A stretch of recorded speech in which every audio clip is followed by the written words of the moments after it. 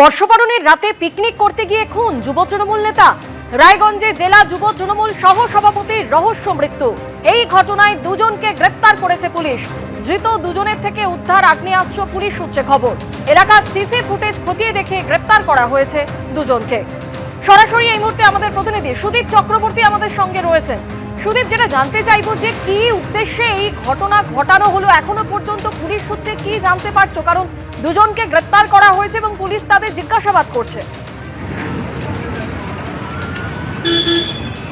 দেখো স্বর্ণালী, তোমাকে বলি, বর্ষবরণের রাতে কিন্তু ঠিক এই জায়গাতেই পিকনিক করছিল যুব তৃণমূল সহসভাপতি।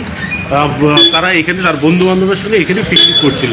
হঠাৎই 12টা বাজতে এক, সিসিটিভিতে যেই ছবি ধরা পড়েছে, রাত 12টা বাজতে 1 মিনিট নাগাদ সে এসে ওই তার বাড়ি থেকে এসে সেই এই পিকনিক স্পটে আসে এবং আসার পরে মিনিট 3-4 মধ্যেই কিন্তু ফের এখান থেকে সবাই কিন্তু দৌড়ে বেরিয়ে যায়। সেই সিসিটিভিতে ধরা পড়েছে। তারপরেই তাকে একটি টোটো করে স্থানীয় মানুষজন তাকে নিয়ে যায় রায়গঞ্জ মেডিকেল কলেজে। সেখানেই তার মৃত্যু হয়েছে।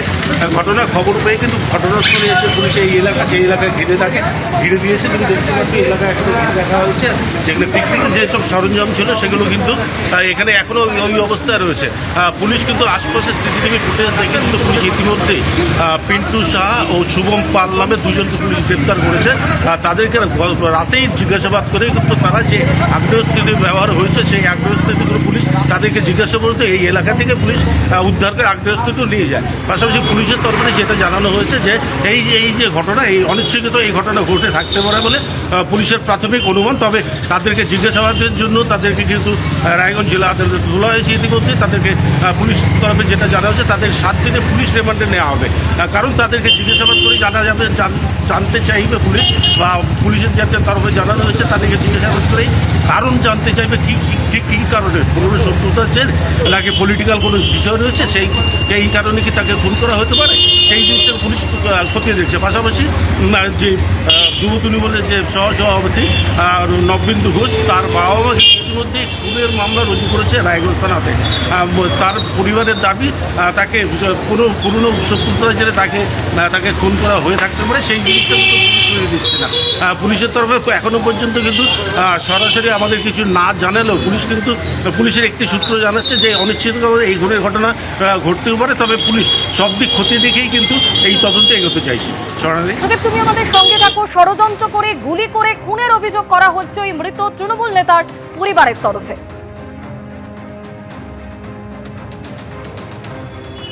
দাদা, আমি সে সম্বন্ধে কিছু জানি না। রাত্রে 12টার সময় আমাদের ওখানে পিকনিক হচ্ছিল, তার আগে এসে মা আমাদের সঙ্গে হ্যাপি নিউ ইয়ারে করে তারপরে বাড়িতে গেল। তো ওখানে একটা ওর ফোনও ছিল, বলল যে মা আমার ফোন আছে ওখানে, হ্যাঁ জানো ফোনটার কত দাম? বললো 1 লাখ 1.5 লাখ টাকার মতো। হ্যাঁ, তো যাই হোক, সেই সম্বন্ধে ওর তো কিনেছে, ও কদিন আগে কিনেছে বাকি। আর তারপরে আর কিছু জানি না দাদা। আমরা দাদা আর কি চাবো, যে ধরা পড়ুক, আর কি কেন ওটা হলো সেটা তো জানতে হবে, যে ব্যাপারটা কি জন্য হলো।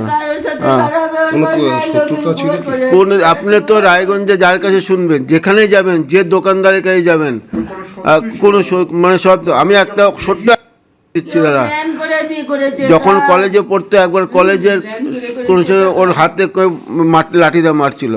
তো আমি তখন চাকরি করতাম, আমি গাড়িতে পেপারটা পড়লাম ডালকোলাতে এসে, ডালকোলাতে বাংলা পেপার পাওয়া যায়, আমি এনজিপি থেকে আসছিলাম, পড়ে দেখি কি ওর হাতে এরকম। তো আমি ফোন করলাম, বললো না কিছু হয় না, এমনি হাতে অল্প চোট লাগছে।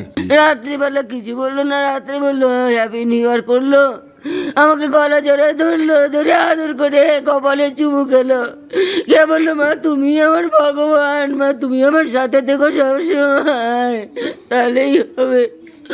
আমি বললাম বাবা তুই এত রাত্রে যাচ্ছিস? বললো আমি যাচ্ছি, আমার ফোন ছেড়ে আসছি ওখানটায়, ফোন নিয়ে আসবো, আর পিকনিক আছে। ওদিকে বাথরুমে গেছে, বাথরুমে ডেকে নিয়ে গিয়ে কে কি করলো কি জানি না, আমি কি বলবো। আপনার কি মনে হচ্ছে? কি মনে হচ্ছে? ওকে কি ষড়যন্ত্র করেই করা হয়েছে, কারণ ও এখন সব পার্টি টার্টিতে যাচ্ছে না, এখন কোনো কিছু করে না, এখন দোকানদারি করছিল, বড় ছোট দোকান ছিল, বড় করে দিলাম আমি। শান্তিভাবে দোকানদারি করছিল, বাড়িতেও সময় দিচ্ছিল, সব কিছু করছিল। কিছুদিন আগে তো ও একটা মানে পদ পেয়েছিল তার দল থেকে একটা, সেটা জানেন? জানি, সব জানি আমি। এখন কে শত্রুতা করে কি করলো আমরা কিচ্ছু জানি না। রাত 12:30 নাগাদ বাড়ির কাছে রক্তাক্ত অবস্থায় ওই তৃণমূল নেতার দেহ উদ্ধার হয়। বাড়ির কাছেই নবেন্দু ঘোষের রক্তাক্ত দেহ উদ্ধার। মৃত যুব তৃণমূল নেতার শরীরে একাধিক ক্ষতচিহ্ন রয়েছে। পুলিশ সূত্রে এমনই খবর।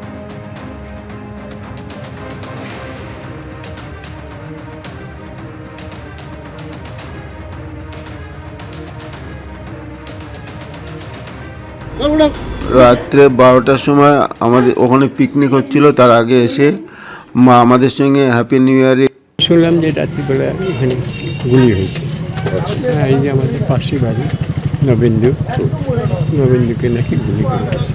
কারা গেছে এটা আমরাও জানি না, কেউ জানি না। যারা ছিল তাদেরকেও আমি দু একজনকে জিজ্ঞেস করলাম, বললো যে না।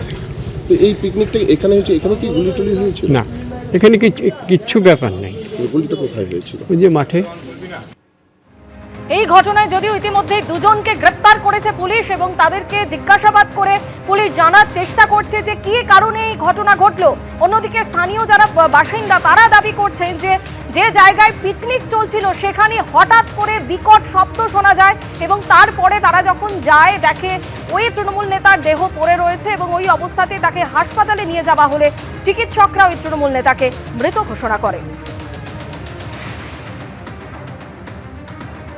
নবেন্দুদা তার বাড়ির সংলগ্ন কোনো একটা এরিয়ায় তার বন্ধু বান্ধব আর কিছু অপরিচিত মানুষদের সঙ্গে সেখানে একসাথে ছিল। এবার সেখানে একটা ঘটনা ঘটে, কি ঘটনা ঘটে সেটা এখনো আমরা ক্লিয়ার না, আমরা বুঝতে পারছি না। নবেন্দুদার মৃত্যুর সঙ্গে যারা যারা যুক্ত, যেভাবে যুক্ত, যেখান থেকে যুক্ত, তারা যেন